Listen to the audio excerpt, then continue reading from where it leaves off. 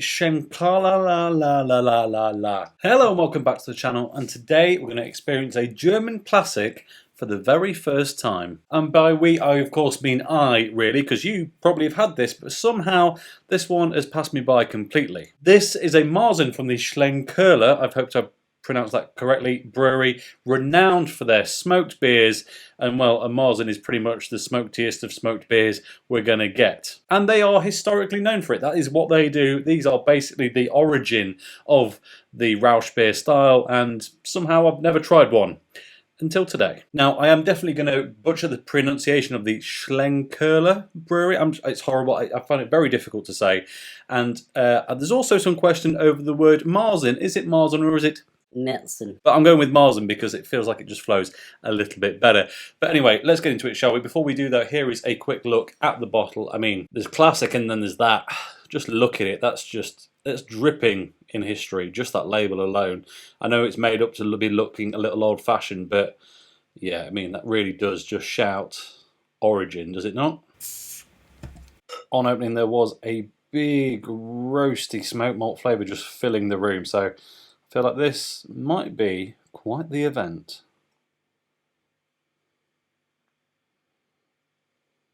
Well, I nearly overfilled the glass, but managed to save it. And in the glass, what a beautiful looking thing, if you ignore the mandatory dog hair that is on all of my glassware. I mean, it looks fantastic. Proper, thick, luscious, off-white head on it. Probably about 2.5 fingers at this point. I'm sure that will shrink down pretty quickly. And then the body, heaps of carbonation. It's like a golden brown colour. It's not coming through at all on camera. Let me see if I can just shine the torch up to it.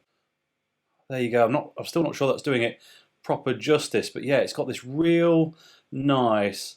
It's definitely opaque. You can see through it, but it's dark. And when you hold it properly up to a light, it's just got this kind of, yeah, super clear golden browny red hue to it that just looks absolutely glorious. Right then, let's find out what the aromas on such a classic smoked beer are like, and I've got a feeling they're going to be big. What? Okay. I've had some Rauch beers before. I've never had a legit Marzen, I don't think. And I've heard people describe beers like this as being a bit barbecuey, but that is out of this world. My favourite barbecue joint here in Nottingham closed down about a month or so ago, and I was gutted. And I've just been transported back to walking in there because it smells like kind of, yeah, smoked meat, kind of the hickory burning, a bit of clean, hot, intense charcoal. It's that is a wondrous thing. But beyond that, I mean, what is it reminding me of? Well, the wood is obvious. The actual smoking agent of the malt. There's wooden barrel notes in there. What you get, you know, barrel aged stout notes, whiskey barrel notes, wood. The oak is there, and then, like, if you manage to remove the fish component from smoked salmon, it's that. It's just, it smells absolutely insane. Right then, I'm gonna have to give this a go. Cheers, everyone. Wow. Okay. The first thing I'm going to say is, this will not be for everyone. This is intense, and it's absolutely just spearheaded by massive, roasty, literal burnt flavours in parts. I mean, that's intense. That is really intense. But what they've done there is they've managed to offset the physical element of the beer, the body, the head, the actual consistency of it against the intensity of the flavour, and you end up with something that, while it's in your mouth, while you're going through the motions with it, is big, it's rich, it's almost over the top, it's bonfire intensity. But then you swallow it, you kind of get one last big hit of all of those delicious barbecue notes, and then after you swallow it, because there's no sticky, it's regular kind of German, almost lager consistency, there's no stickiness to it, there's no clinging or cloying notes or literal physical matter.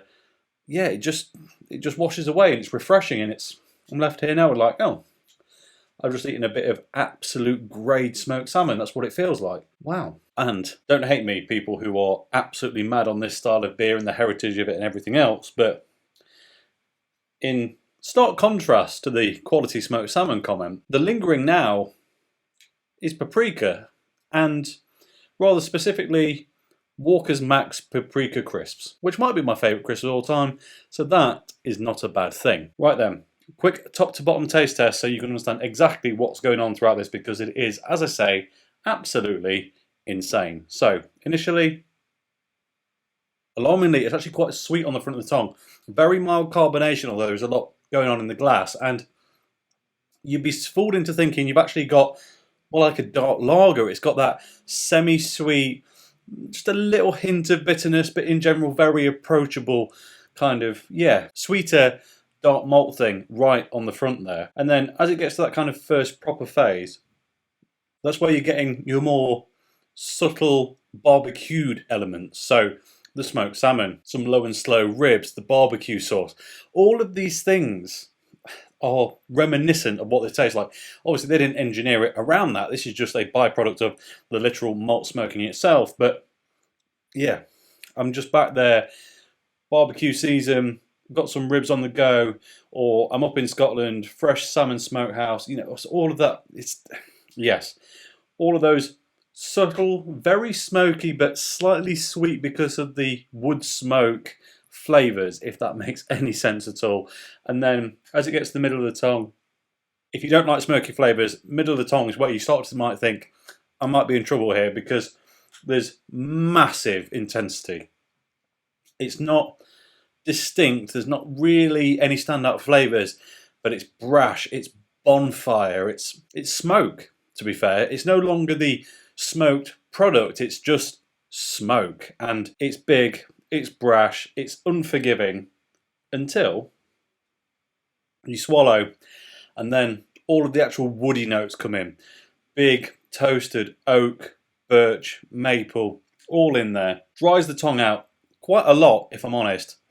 And then, as it washes away, a few sweeter malts come back in, slightly overdone marshmallow tones even in parts, but subtle though, it's not that sweet. And you're just left with this sensation that, if I put that glass down a minute,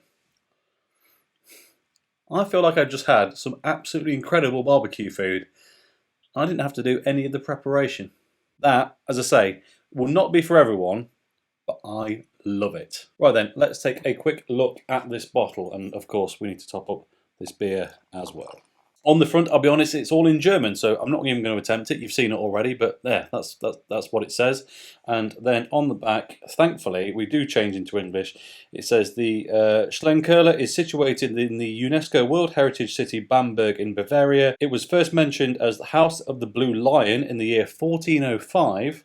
It has been the source of the classic smoked beer, the Schlenkerla Rauchbier, for centuries. Following the most ancient brewing and malting traditions, selected barley is malted at the brewery and kilned over a fire of beechwood logs. There you go, probably the one wood I didn't say. It says the smoked malt, finest Bavarian hops and pure water are the only ingredients in this unique beer. The original Schlenkerla smoked beer is a dark, bottom fermented beer with intense smoky aroma and flavour. As one of the last traditionally made smoked beers, the Rauchbier is a passenger in the Ark of Taste by Slow Food. That's just an accolade they've been given. But yes, there you go. I mean, it's interesting. There's not heaps of different notes to talk about, really. But, I mean, I could describe you 20 different barbecue or bonfire related events that this reminds me of, but at the same time it's just little bits, little pockets here and there, and I think everyone will have their own interpretation of what this really tastes like to them. I say, for me, it's low and slow ribs, it's incredibly well done smoked salmon up in the Scottish Highlands.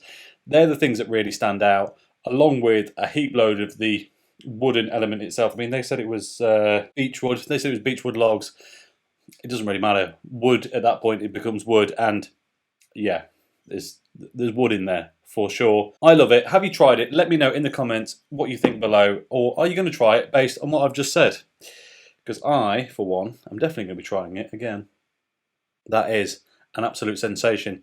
And that really is all I've got to say about it. So as always, thank you very much for watching. If you enjoyed this video, please like it. If you haven't already subscribed, if you would be so kind, and I'll catch you next time. Cheers.